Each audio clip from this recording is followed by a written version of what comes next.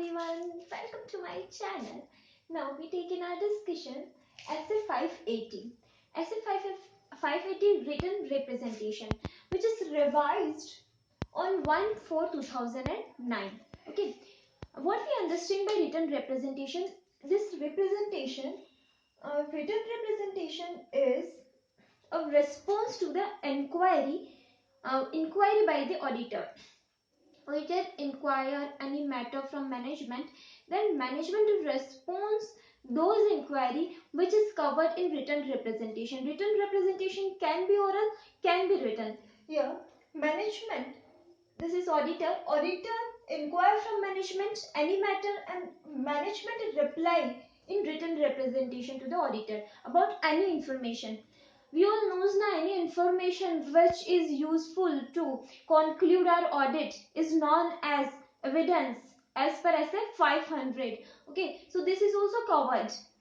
This written representation is not a sufficient appropriate audit evidence, but it is a necessary audit evidence. Okay, this is supportive audit evidence, not any substitute of other audit evidence. Even though auditor take written representation from the management, but auditor cross check those information that management write the information which is correct or not, so that auditor obtain other audit evidence and cross check those evidence what he conclude by those evidence, and also what he conclude by the written representation, what the management write in written representation. Okay, if there is any inconsistency, then auditor give the effect on his opinion. Okay, so written representation should be consistent with the other audit evidences.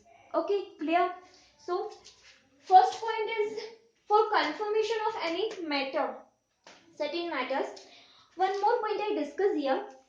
Generally, management give written representation about his own responsibility that financial statement is prepared as per the applicable financial reporting framework, and all records of the all transactions should be all transaction is recorded by the management in the financial statement. Okay, this too is general representation which is given by the management to the auditor. Other representation, wherever any essay provides that this essay require that management give representation on this matter, then also management give the representation or auditor request the representation on those matter. For example, essay 570 going concern, 560 subsequent event where required representation. So this is the requirement of essay. Then finally, if there any assertion level, that is any account balance level, any transaction level, any disclosure level, wherever auditor in his own judgment require that representation is required for this particular assertion, for this particular account balance from the management, then auditor request from the management about the representation on this particular matter. Okay, this is the auditor on judgment. Auditor can request one or more representation later. This is not any restriction that only one representation later from the auditor is requested. One or more representation later can be requested by the auditor. Okay, it's depend on the auditor on judgment. Okay. For confirm certain matters, management give the representation later to the auditor. It is a supportive, obviously it is supportive evidence, not a substitute evidence. It is consistent with the other evidence. It is necessary information the auditor require which consistent as per 500. Any information which is required to provide the conclusion is the evidence. Then it is the response to the inquiry from auditor. Management respond to those inquiries in written representation. So I said that representation later can be oral, can be written. Then management specify they fulfill their responsibility regarding the presentation and preparation of financial statement as per financial reporting framework. And they also, management also specify in the general representation letter that all the transactions recorded in the financial statement. Okay. Then where any other assets require the representation letter, then also provide representation letter as per 570, 560. Okay. Then where the auditor requires one or more representation letter, then also provide the representation letter. Now we discuss some case. First case is about where management provide a certificate on existence and valuation of the stock or asset or any machinery or any property. Okay. Then auditor rely on that particular written representation, not obtain any other information, not obtain any other evidence, and auditor provide his own express his own opinion based on the written representation. Is the auditor correct or not? Simply means that their auditor not do other work. So their clause 7 part 1 of second schedule, where not exercise due diligence and grossly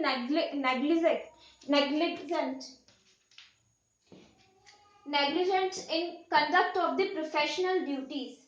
And also clause 8, where clause 8 part 1 of second schedule, where fail to obtain sufficient information which is necessary to obtain the necessary to express his opinion. Where clause 7 says about the grossly negligent on doing the professional work and express opinion. The second clause 8, which is required that auditor failed to obtain sufficient appropriate audit evidence and express his opinion. So CA in practice guilty of professional misconduct as per CA Act 1949 in clause 7 and clause 8 of part 1 of second schedule. Okay, here because auditor only rely on the representation letter, not obtain any other information, not obtain any other evidence, and express his opinion. Okay, this is the supportive evidence, not the sufficient appropriate audit evidence. Okay. Then also, if this certificate is if there is a doubt on the reliability, doubt on the integrity of the management, integrity competence of the management, then this certificate is also come in the this certificate. Then auditor should not rely on that certificate now, because if the auditor has concern, means worry about the competence and integrity and ethical value and diligence of the management, then auditor shall determine their effect on the reliability of the representation letter here. Because if there is doubt on the competence, integrity, ethical value, diligence of the management, then written representation is coming question.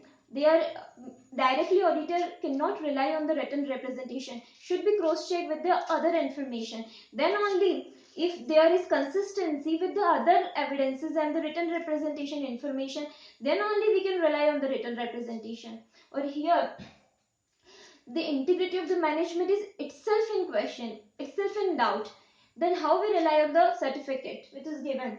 So this is also a part of this answer. Then next case study we discuss here is refusal to provide the written representation. After many more reminders, the written representation is not provided by the management. Then as an auditor, what's our duties? Obviously we are discuss this matter with the management, why they not provide the written representation, and we also evaluate the integrity of the management, because management is not provide written representation. The reason, what is the reason here? There can be a fraud. As per SA 240, if there is a fraud, then you should comply with the 143 subsection 12 of Companies Act 2013 and also CARO 2016 para 3 clause 10, where auditor should report the fraud. Okay, if there is any fraud because they not provide you written representation, there can be fraud. So if fraud, then you apply 240. And also you disclaim the opinion because you are not obtained sufficient appropriate audit evidence, then how we make our own opinion? So we provide disclaimer of opinion as per 705. Okay, if there is any exceptional situation, then you withdraw from the audit engagement. Okay, this is the second case study. There is two case studies important, and one sometimes one and more written representation is provided by the management or not. This is also can be a case study that there is no any restriction on the numbers of written representation. So there can be any number of the written representation which is requested by the auditor from the management. These three case studies we discussed. Then finally, written representation can be oral, can be written. If written, then a formal letter should be provided by the management to the auditor, and the date of the written representation should be the date which is before the audit report or near the audit report, but never ever after the audit report. Obviously, after the audit report, then it is not a evidence which is helpful for us to make our conclusion now. So they should be near the audit report or before the audit report, but shouldn't be after the audit report. Okay, this is all about essay 500. This is very small essay. We take a revision, quick revision. Essay 550 revised on 1/4/2009. Okay, written representation. Then for confirm certain matters, it is necessary evidence, not a sufficient appropriate audit evidence. Then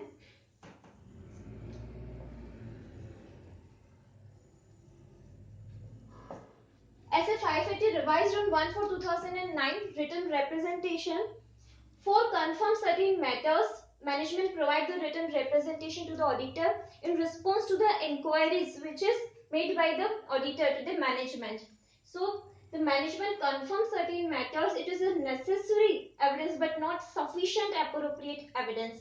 It is a supportive evidence but not substitute evidence.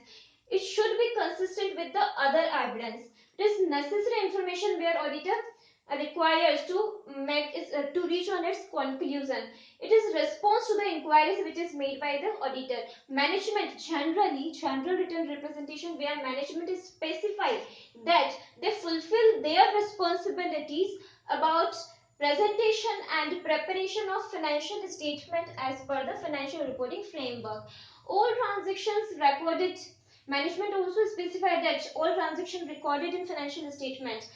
Any other essay, if required the written representation, then also management provide written representation. And if the auditor requests one or more written representation for any assertion, for any matter, then also it is responsibility to the management that it provide the written representation on that particular assertion or matter. Okay. Then here case 1, certificate given by the management, auditor rely on that certificate and give opinion based on that certificate without further procedures, without comply any further procedures. Then he is guilty of professional misconduct as per CA Act 1949, clause 8 part 1 second scheduled, fails to obtain the sufficient information which is necessary to express the opinion, and clause 7 part 1 of second schedule where does not express.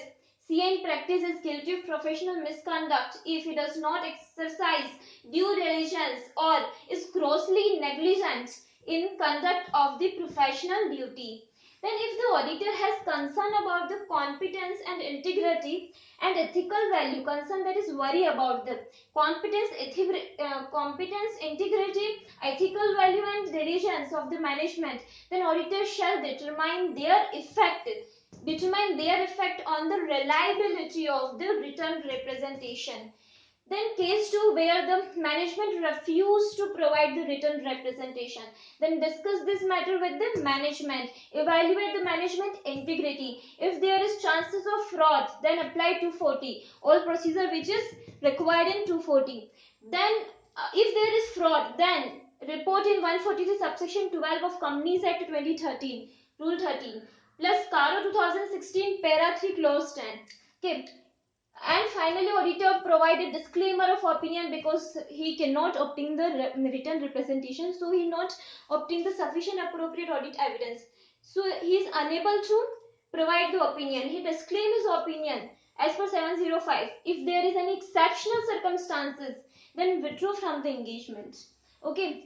Written representation can be oral, can be written. If written, then it should be. Even the auditor's requires, and if their auditor require in written form, then it should be in the form of the representation letter. Okay, and date near the audit report or before the audit report, but should not be the after the audit report. Okay, thank you very much.